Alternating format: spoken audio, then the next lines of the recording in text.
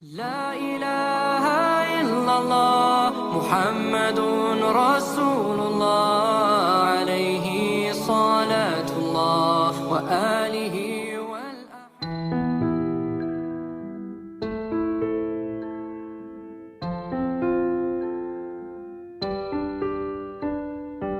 Pada suatu hari Nabi Muhammad berpesan kepada para sahabatnya.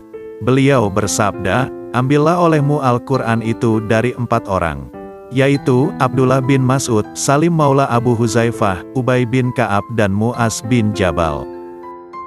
Dulu kita telah mengenal Ibnu Mas'ud, Ubay, dan Mu'az. Maka siapakah kiranya sahabat yang keempat yang dijadikan Rasul sebagai andalan dan tempat bertanya dalam mengajarkan Al-Quran?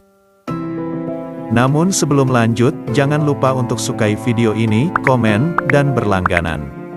Serta bagikan video ini, agar sama-sama kita menyebarkan dakwah Islam.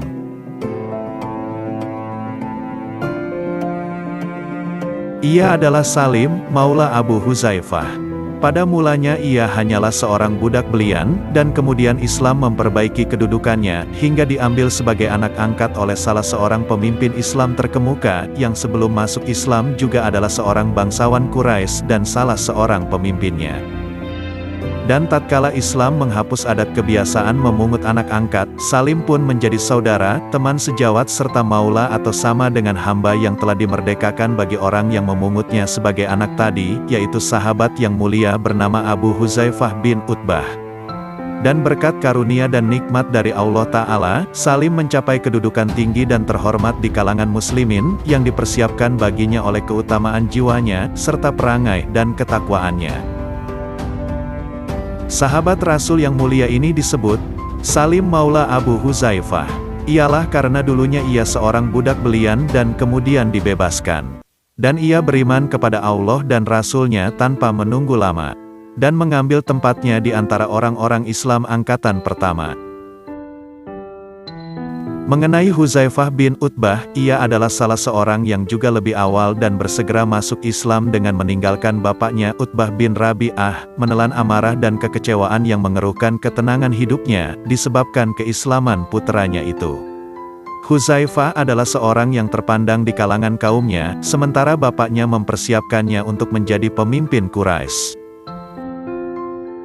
Bapa dari Huzaifah inilah yang setelah terang-terangan masuk Islam mengambil Salim sebagai anak angkat, yakni setelah ia dibebaskannya, hingga mulai saat itu ia dipanggilnya Salim bin Abi Huzaifah. Dan kedua orang itu pun beribadah kepada Allah dengan hati yang tunduk dan terpusat, serta menahan penganiayaan Quraisy dan tipu muslihat mereka dengan hati yang sabar tiada terkira. Pada suatu hari turunlah ayat yang membatalkan kebiasaan mengambil anak angkat. Dan setiap anak angkat pun kembali menyandang nama bapaknya yang sesungguhnya, yakni yang telah menyebabkan lahirnya dan mengasuhnya.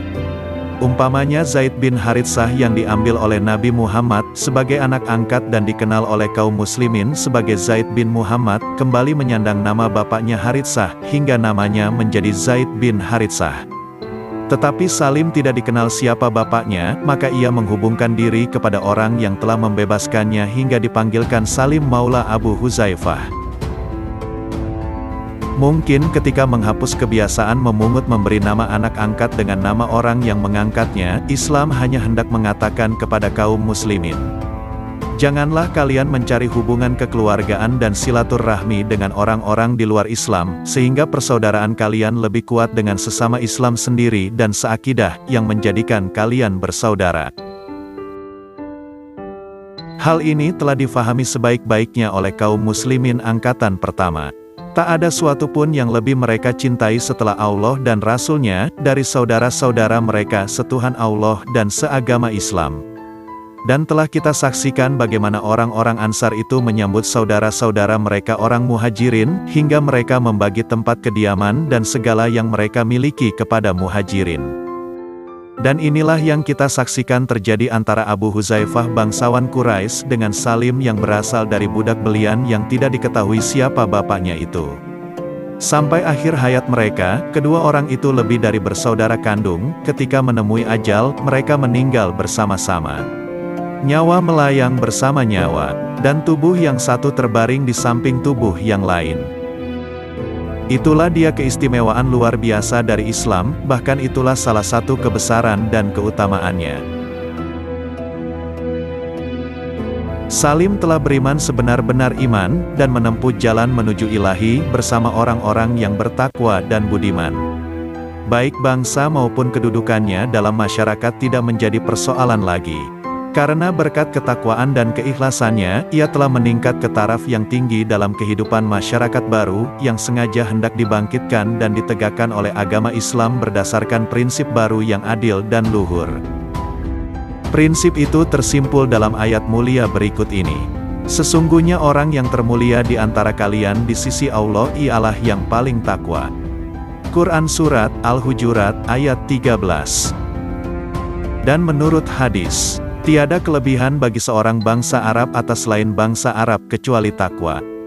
Dan tidak ada kelebihan bagi seorang keturunan kulit putih atas seorang keturunan kulit hitam kecuali takwa. Pada masyarakat baru yang maju ini, Abu Huzaifah merasa dirinya terhormat bila menjadi wali dari seseorang yang dulunya menjadi budak beliannya. Bahkan dianggapnya suatu kemuliaan bagi keluarganya, mengawinkan Salim dengan kemenakannya Fatimah binti Walid bin Utbah. Dan pada masyarakat baru yang maju ini, yang telah menghancurkan kehidupan berkasta-kasta, serta menghapus rasialisme dan diskriminasi, maka dengan kebenaran dan kejujurannya, keimanan dan amal baktinya, Salim menempatkan dirinya selalu dalam barisan pertama. Benar, ialah yang menjadi imam bagi orang-orang yang hijrah dari Mekah ke Madinah setiap salat mereka di Masjid Quba. Dan ia menjadi andalan tempat bertanya tentang kitab Allah, hingga Nabi menyuruh kaum muslimin belajar daripadanya. Ia banyak berbuat kebaikan dan memiliki keunggulan yang menyebabkan Rasul berkata kepadanya, "Segala puji bagi Allah yang menjadikan dalam golonganku, seseorang seperti kamu." Bahkan kawan-kawannya sesama orang beriman menyebutnya, Salim salah seorang dari kaum salihin. Riwayat hidup Salim seperti riwayat hidup Bilal, riwayat hidup 10 sahabat Nabi ahli ibadah, dan riwayat hidup para sahabat lainnya yang sebelum memasuki Islam hidup sebagai budak beliau yang hina dina lagi papa. Diangkat oleh Islam dengan mendapat kesempurnaan petunjuk, sehingga ia menjadi penuntun umat ke jalan yang benar, menjadi tokoh penentang kezaliman pula ia adalah kesatria di medan laga. Pada Salim terhimpun keutamaan-keutamaan yang terdapat dalam agama Islam. Keutamaan-keutamaan itu berkumpul pada diri dan sekitarnya, sementara keimanannya yang mendalam mengatur semua itu menjadi suatu susunan yang amat indah. Kelebihannya yang paling menonjol ialah mengemukakan apa yang dianggapnya benar secara terus terang. Ia tidak menutup mulut terhadap suatu kalimat yang seharusnya diucapkannya, dan ia tak hendak mengkhianati hidupnya dengan berdiam diri terhadap kesalahan yang menekan jiwanya. Setelah kota Mekah dibebaskan oleh kaum muslimin, Nabi Muhammad mengirimkan beberapa rombongan ke kampung-kampung dan suku-suku Arab sekeliling Mekah, dan menyampaikan kepada penduduknya bahwa Nabi Muhammad sengaja mengirim mereka itu untuk berdakwah bukan untuk berperang. Dan sebagai pemimpin dari salah satu pasukan ialah Khalid bin Walid. Ketika Khalid sampai di tempat yang dituju, terjadilah suatu peristiwa yang menyebabkannya terpaksa menggunakan senjata dan menumpahkan darah. Sewaktu peristiwa ini sampai kepada Nabi Muhammad, beliau memohon ampun kepada Allah amat lama sekali, beliau bersabda, "Ya Allah, aku berlepas diri kepadamu dari apa yang dilakukan oleh Khalid." Juga peristiwa tersebut tak dapat dilupakan oleh Umar, ia pun mengambil perhatian khusus terhadap pribadi Khalid.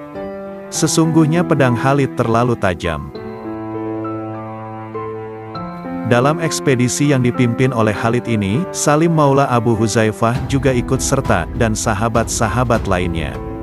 Dan demi melihat perbuatan Khalid tadi, Salim menegurnya dengan sengit dan menjelaskan kesalahan-kesalahan yang telah dilakukannya.